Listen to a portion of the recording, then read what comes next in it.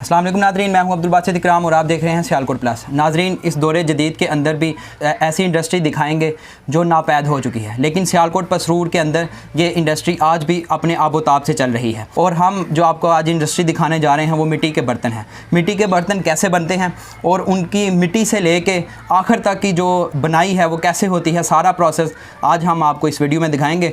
हमारे साथ जो इस इंडस्ट्री के ऑनर हैं उनसे सारी इन्फॉर्मेशन हम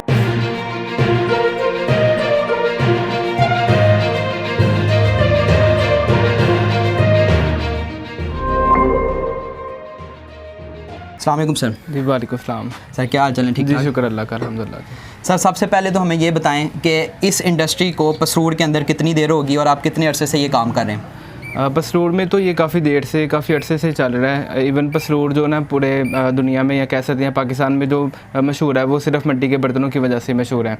और हमारा काम अल्हम्दुलिल्लाह तकरीबन 30-40 साल से हमारे अबा अजदाद ने शुरू किया, तब से ये चल रहा है। मतलब अभी आपकी ये तीसरी नस्ल स्टार्ट हो चुकी है इस कारोबार में? अल्हम्दुलिल्लाह जी। तो आप कह सकते हैं कि पसरूर में सबसे बड़ी जो इंडस्ट्री है वो आपके पास ही? जी, यहाँ पर तकरीबन 20 से 25 कारखाने थे, लेकिन वक्त के साथ साथ ये मतलब कम होते जा रहे हैं। लोग अब इस काम को छोड़ते जा रहे हैं। लेकिन अब भी मतलब अब जो ना कोरोना वायरस के बाद ये दोबारा इसकी डिमांड जो ना इंटरनेशनल लेवल पे बहुत ज़्यादा ये बढ़ गई हुई है। हमारे पास बहुत सारे जो ना वो फॉरेनर कस्टमर जो कॉन्टेक्ट कर रहे हैं। हम इसको सिस्टम को हम खुद, पहले तो ये बिल्कुल नॉर्मल था, बिल्कुल लो लेवल पे था। अब इसको खुद मतलब ऑनलाइन हम कर रहे हैं और बहुत सारे बाहर के लोग जो ना फॉरेनर वो हमसे कॉन्टेक्ट कर रहे हैं अब इस हवाले से। अच्छा सर, सबसे पहले हमें ये प्रोसेस बताएंगे, इसकी जो बर्तनों की मिट्टी है वो आप कहाँ से लेते हैं? कोई स्पेशल मिट्टी है वो? हाँ जी, बिल्कुल। इसके लिए दो तरह की मिट्टी इस्तेमाल होती है, एक काली मिट्टी और एक लाल मिट्टी। जो लाल मिट्टी है वो मतलब जो डेकोरेशन पीस होते हैं जैसे गिलास वगैरह, प्याला वगैरह, जिसको आग के ऊपर नहीं रखते वो बनाने के लिए इस्तेमाल करते हैं। जो काली वो कहीं से भी मिल सकती है। लाल मिट्टी तकरीबन हर जगह से मिल जाती है, लेकिन जो काली मिट्टी होती है वो स्पेशल होती है। वो चेक करके टेस्ट करके हमने लेके आनी होती है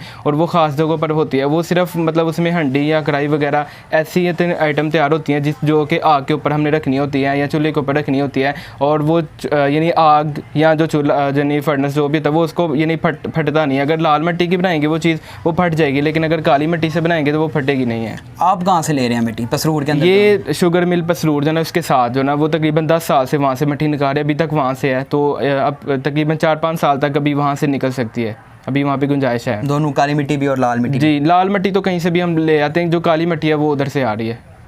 तो आप इधर कौन कौन सी चीज़ें बना रहे हैं? मतलब मिट्टी के जो बर्तन हैं वो कौन कौन सी चीज़ें बन रही हैं आपके पास? सबसे पहले तो यहाँ पर जो हांडी और कनाली मशहूर थी सबसे, यानी हांडी पकाने के लिए और जो कनाली है वो आटा गूंदने के लिए। लेकिन अब वक्त के साथ साथ हम भी मतलब इसको एडवांस कर रहे हैं और तकरीबन हमारे पास 300 प्लस जो आइटम है इस वक्त तैयार है हमारे कारखाने में, जो यहाँ पर बनती हैं। यहाँ पर कुछ बनती है, कुछ हम बाहर से लेके आते हैं यहाँ पर मतलब सेल करने के लिए।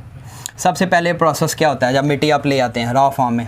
जी, सबसे पहले मिट्टी को लेके आना होता है और बड़ी से हमने एक मदानी बनाई होती है, उसमें मिट्टी और पानी को डाल के वो मिक्स करना होता है और बाद में उसको यानी पुना जाता है, स्कैन किया जाता है। और साफ़ यानी मिट्टी है वो हमने छोटे छोटे जो गड्ढे बनाए होते हैं उसमें चली जाती है। वो तकरीबन अगर गर्मी हो 2-3 दिन में सूख जाती है।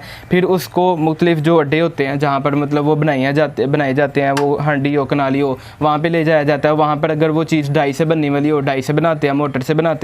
जो हंडी है वो अभी तक यानी वो दूसरे हाथ से और पाँव से जो चक चलते हैं, जो मशीनें चलती है उस पर ही वो बनाते हैं। और जो दूसरी चीज़ें हैं जैसे गिलास वगैरह हो गया या दूसरी चीज़ें होगी वो डाई में बनती हैं। और ये मिट्टी उसमें पहले ये चीज़ें बनती है कच्ची, यानी कच्ची मिट्टी की बन जाती हैं। और ये जब डाई में तकरीबन ये 1 दिन लेती हैं धूप में, ये 1 दिन सूख के फिर उसके बाद इस पर मुख्तलिफ़ कलर जो ना नक्श नगारी की जाती है। अगर उसको सादा बनाना हो तो सादा भी हम पका सकते हैं, लेकिन अगर उस पर हमने पेंट करना हो पेंट भी कर सकते हैं। ठीक है, उसके अलावा इसमें लेमिनेशन, एक शीशा यानी शीशे की तय चढ़ाई जाती है, जो कि गुजरांवाला में ये कच जिसको हम बोलते हैं कच बन रहा है, उसको ऊपर तय चढ़ा के फिर इसकी लेमिनेशन भी हो सकती है और उसमें वो उसकी खूबसूरती को और बढ़ा देता है।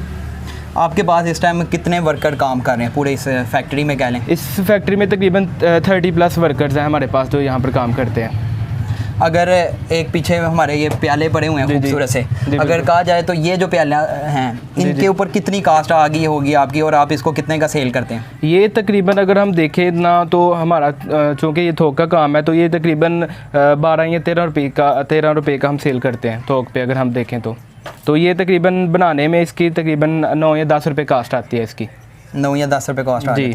प्रॉफिट वगैरह आपको ठीक हो रहा है? जी अल्हम्दुलिल्लाह। अच्छा सर, आप इसे बना तो लेते हैं, जी, जी। जो कारीगर हैं यहाँ पे वो उसको बड़े अच्छे तरीके से खूबसूरती से डिज़ाइन भी दे लेते हैं, तो फिर उसके बाद जो फर्नेस का है वो क्या प्रोसेस है सारा? फर्नेस में सबसे पहले जब मिट्टी के हम बर्तन तैयार करके उसको पेंट करके उसमें तरतीब से लगा देते हैं जब फर्नेस के अंदर, भट्टी के अंदर, तो उसके बाद इसकी पकवाई का काम आता है। उसके लिए हम अक्सर ना लकड़ी इस्तेमाल करते हैं, और वो लकड़ी ज़्यादातर जो सियालकोट में फैक्ट्री है जहाँ पे बैट वगैरह, क्रिकेट यानी कि जो स्पोर्ट्स का सामान बनता है उसमें से जो कचरा बचता है ना, वो हम लेके आते हैं, और वो फिर उससे तकरीबन 5-6 घंटे लगातार वो हमने यानी कि वो लकड़ी इस्तेमाल करनी होती है, और उसका दर्जा हरारत तकरीबन 600 से 700 सेंटीग्रेड तक उसका जो ना वो टेम्परेचर हो जाता है उस फर्नेस का, उससे जो हम लकड़ी इस्तेमाल करते हैं वो।